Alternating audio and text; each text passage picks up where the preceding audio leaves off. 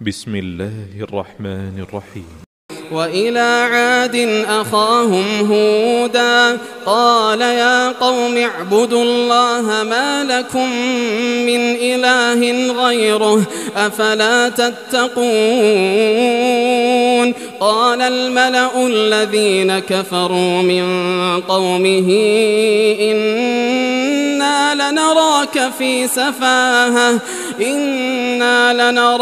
في سفاهة وإنا لنظنك من الكاذبين.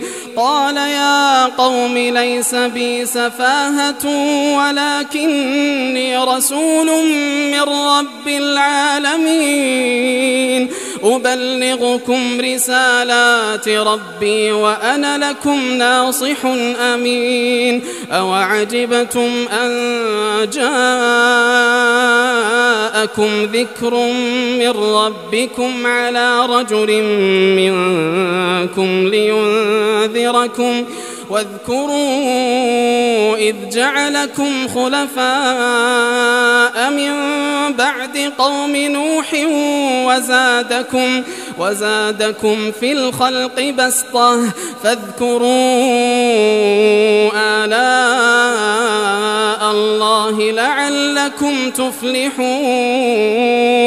قالوا أجئتنا لنعبد الله وحده ونذر ما كان يعبد آباؤنا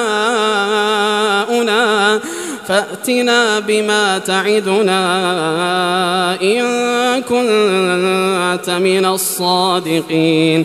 قال قد وقع عليكم من ربكم رجس وغضب أتجادلونني في أسماء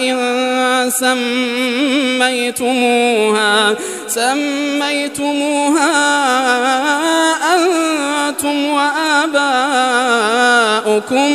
ما نزل الله بها من سلطان فانتظروا إني معكم من المنتظرين.